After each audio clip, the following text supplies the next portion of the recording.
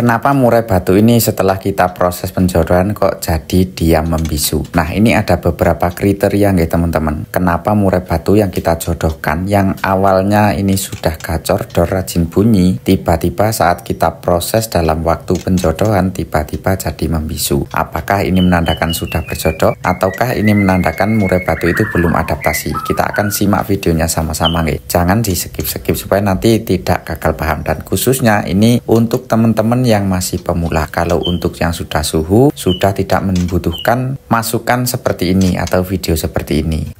Halo teman-teman, assalamualaikum warahmatullahi wabarakatuh. Kita bertemu lagi di seputar peternakan murai batu CCD Bibit Farm.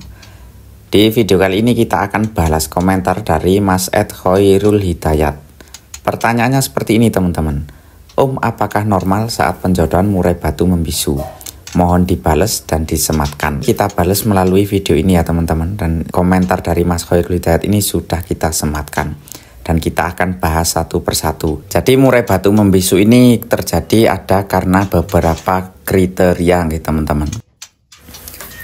Bisa terjadi karena murai batu ini sudah betul-betul berjodoh, ataupun bisa terjadi murai batu ini belum berjodoh.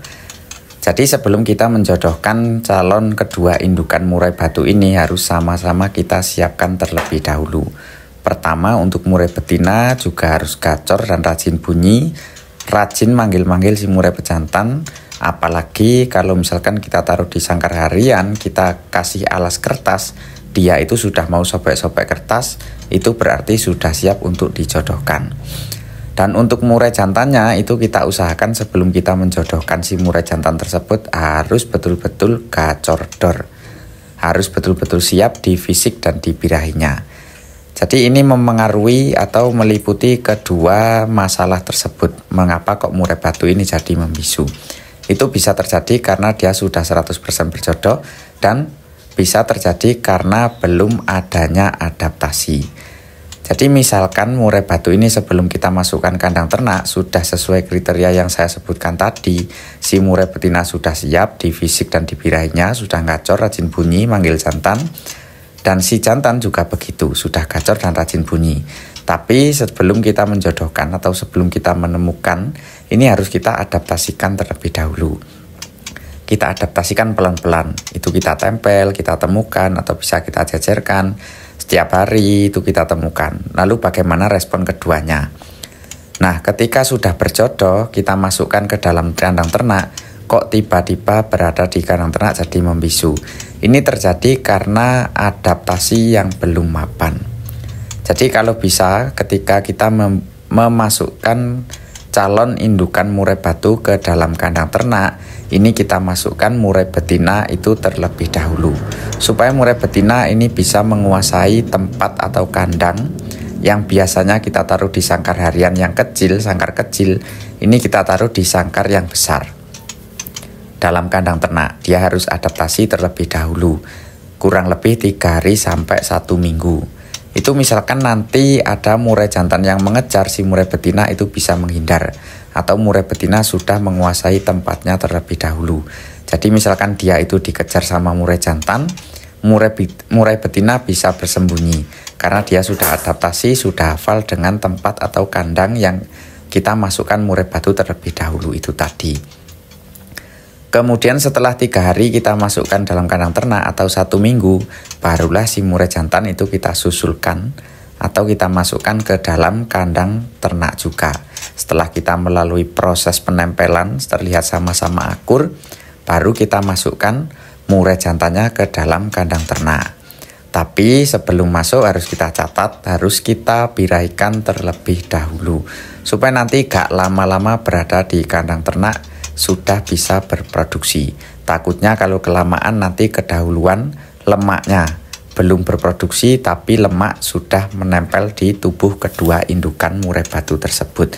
Kita menghindari itu, maka kita birahikan terlebih dahulu sebelum masuk kandang ternak. Dan untuk videonya seperti itu sangat banyak sekali teman-teman. Kalau teman-teman mau mencari di beranda-berandaku tentang bagaimana ciri-ciri murai batu yang siap masuk kandang, murai batu yang sudah birahi, murai jantan juga gitu. Jadi kalau teman-teman mau, monggo silahkan dicari di berandaku. Nah, kita lanjut teman-teman. Setelah kita masukkan ke dalam kandang ternak kedua calon indukan ini, setelah kita satukan, kita lepaskan keduanya, kok tiba-tiba menjadi membisu. Membisu ini kita bisa meneliti dari gerak-gerik atau sifat harian murai batu itu yang ada dalam kandang ternak.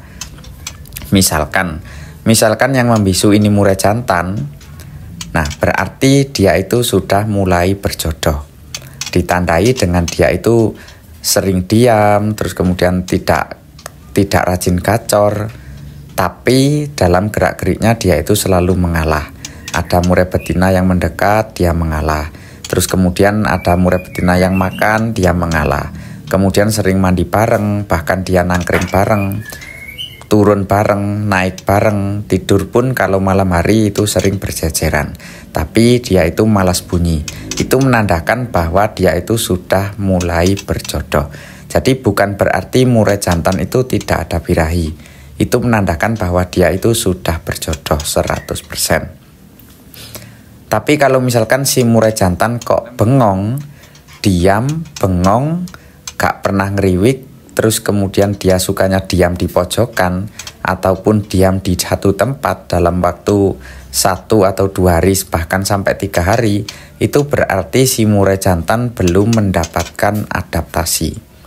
Jadi murai jantan dan betina ini ketika belum mendapatkan adaptasi, kita bisa melihat gerak-gerik dari kedua calon indukan tersebut. Kalau misalkan si murai betina bengong, terus kemudian geraknya lambat, dia itu jarang ada aktivitas, si murai jantan begitu. Dia sering bengong, sering mojok, diam di pojokan, diam di tangkringan satu tempat, berarti dia masih membutuhkan adaptasi. Nah, untuk menanganinya ketika dia belum adaptasi seperti itu, ya yang penting kita kontrol asalkan dia itu makannya lahap, burungnya juga sehat, itu nggak masalah. Yang penting dia tidak ada kejar-kejaran. Karena biasanya murai batu yang matung, yang diam itu biasanya cenderung emosinya tinggi. Biasanya suka mengejar murai betina. Kalau misalkan cuma diam saja, tidak ada reaksi mengejar, terus kemudian keduanya makanannya lahap, ya kita biarkan terlebih dahulu. Kalau misalkan dia itu sudah seperti itu, berarti dia sudah berjodoh 100%. Kok sering diam, malas berbunyi, tapi dia sering mengalah, tapi makanannya tetap lahap, itu berarti menandakan bahwa dia sudah berjodoh 100%. Dan untuk tanda-tanda murai batu yang sudah berjodoh itu juga sudah pernah tak buatkan videonya. Banyak sekali kok kalau teman-teman mau melihat videonya. Itu banyak sekali tentang pembahasan murai batu yang sudah berjodoh.